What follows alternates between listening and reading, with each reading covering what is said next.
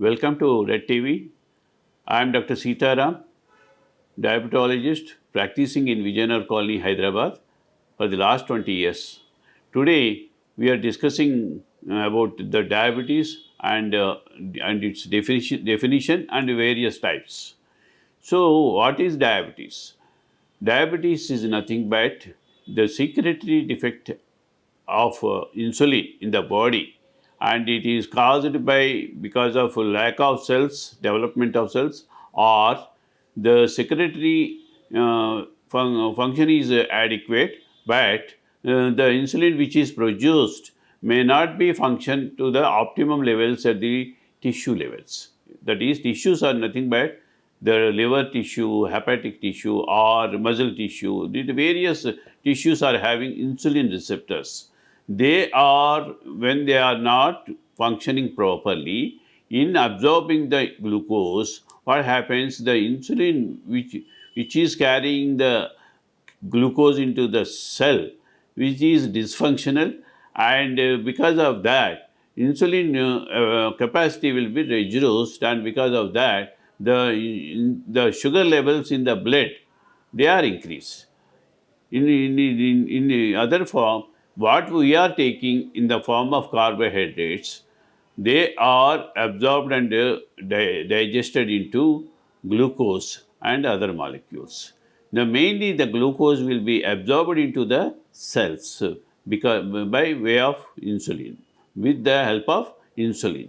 So, in the cells, what happens? The glucose will be divided and various metabolic mechanisms will be there. That is mainly Krebs cycle. Because of that, the glucose is divided into glucose and water.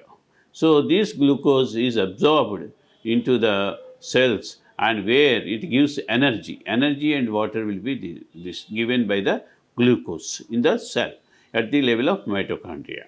So, what happens? Because of that, what happens? The body will get more energy, and it is helpful for the growth of the body and activity.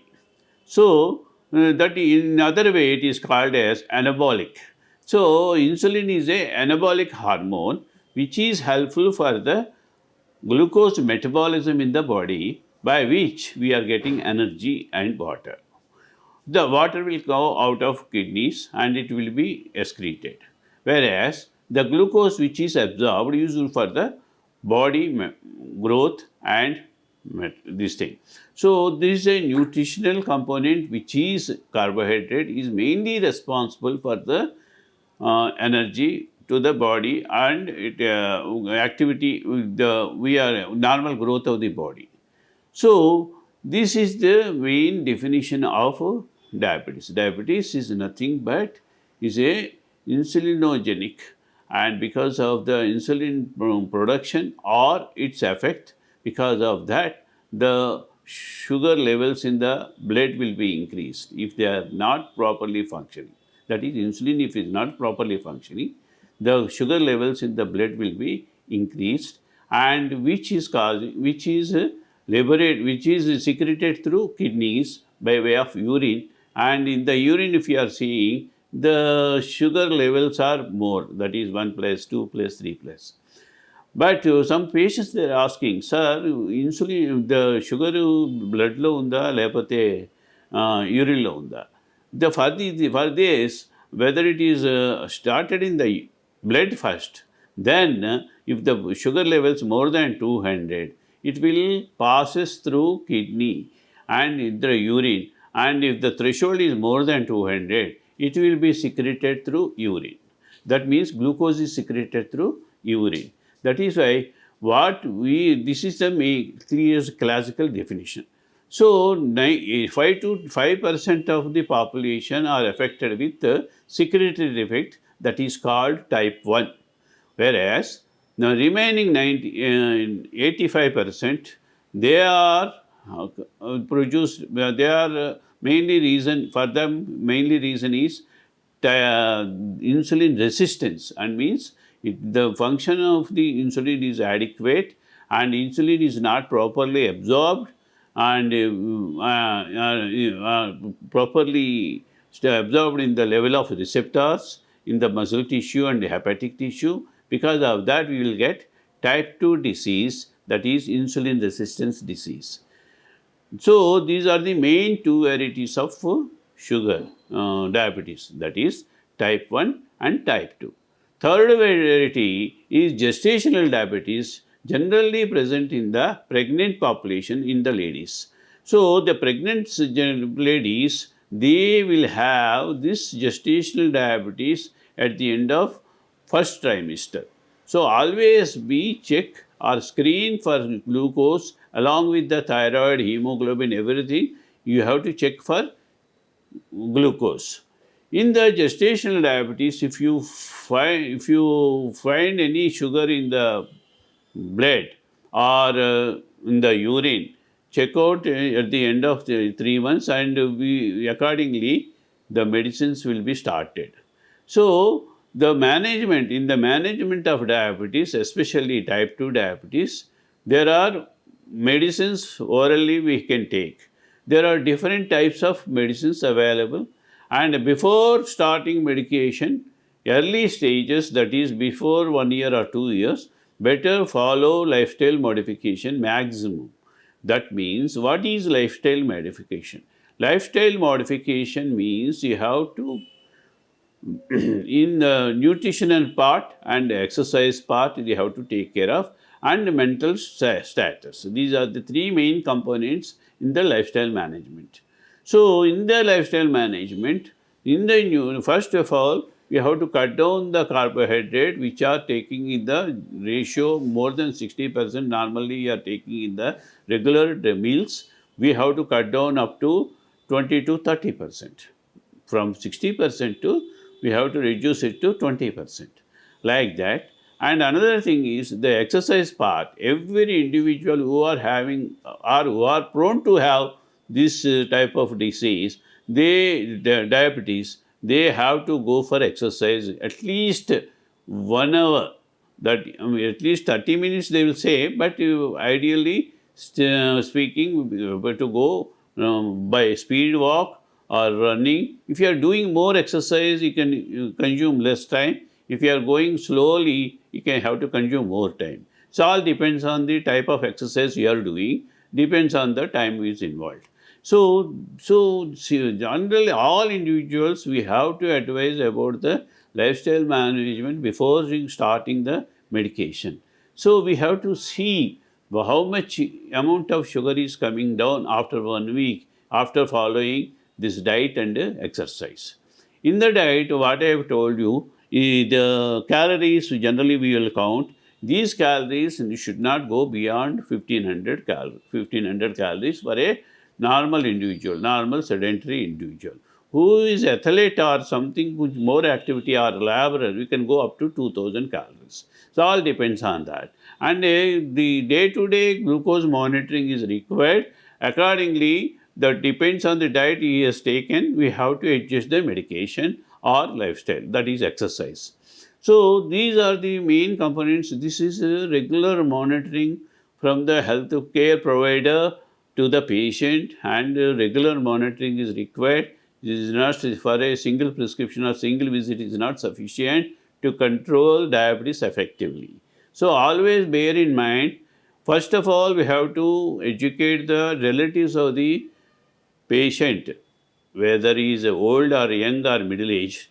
If the young, we have to educate parents, and their responsibility is more, and because we have to give the how to, tips for diet and exercise part, everything we have to tell the parents and attendants first, then only educate. Second part is the middle-aged people, your wife or mother, we have to tell them how to do anything, and the exercise part must, and make the individual who is having diabetes to do exercise minimum 1 hour or half an hour. Third thing, old people, we have to monitor the drugs, whether they are taking regularly, and lifestyle minimum walking is required. We cannot, because there are comorbid conditions like hypertension, kidney problem, and other things in the old people. According to their comorbidities, we have to prescribe the diet and exercise. These three parameters we have to monitor, and the things will be these things. And regarding medication part, we different molecules are available, oral molecules apart from insulin, and latest medication is very, very advantageous. It is not only controlling the sugar, it is controlling the weight and other things. These are all different molecules available in the market, and accordingly the patient needs and the patient necessity, we have to prescribe the dose by regular monitoring. Regular monitoring is required. So normally younger, at any age, the sugar levels should be fasting blood sugar, we have to count like that, and post-lunch blood sugar and random blood sugar. So fasting always will, until before eating food, the sugar levels will be normal, that is called basal. Fasting levels are otherwise called as basal. అలాగే post lunch levels, that is after eating food, that is called this thing, post lunch sugars are always higher side.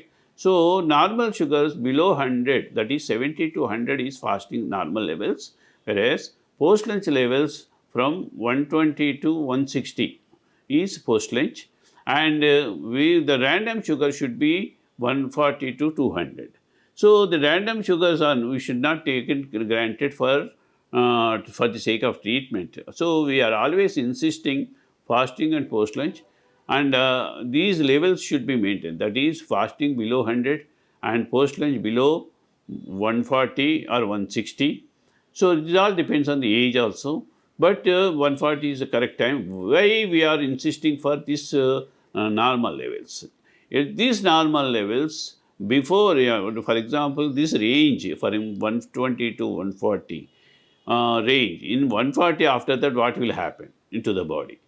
This is not arranged by any pharmaceutical company or any individual. It is all studies conducted for the different patients, and the patients on average, these patients after 140, the complications tend to come.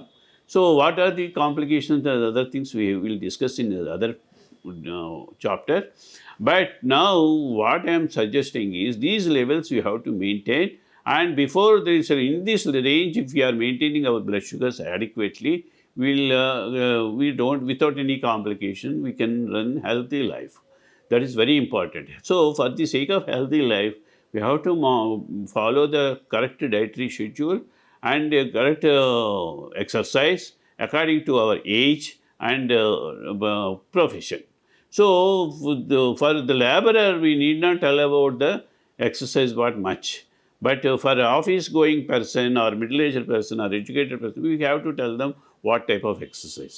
Depends on the age group also, we have to tell the exercise part. These are all different various aspects dealing with the exercise part. Like that, the type of diet depends on the region what the person who belongs. Those people we have to tell their particular diet. For example, Western people, they will consume more of fat and this thing. But our South Indian people will consume more of rice. We have to tell them we have to cut down the rice. And wheat will generally less we take, even though it is a carbohydrate, we will tell them not to take much, like that. So depends on the region and the race and the place, we have to tell the dietary instructions. So these are, today we are discussing this part, these issues, and next topic we will cover each individual, how much they have to take and what are the different age groups they have to take. These are all we will discuss step by step. Thank you.